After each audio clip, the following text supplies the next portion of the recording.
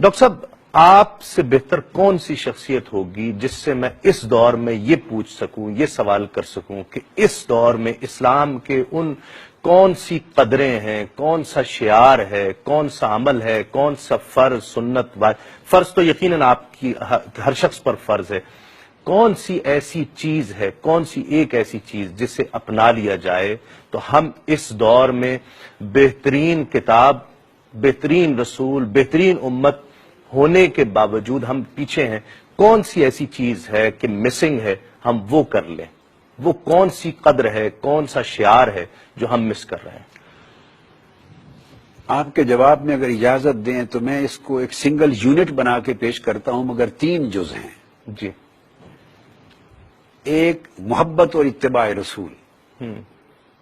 ٹھیک، ہم نے محبت اور اتباع کو آپس میں جدا کر دیا ہے۔ اللہ اکبر۔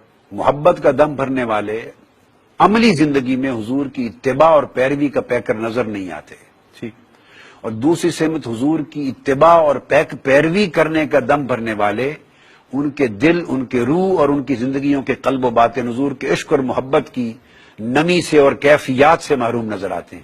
صحیح۔ حضور علیہ السلام کے ساتھ نسبت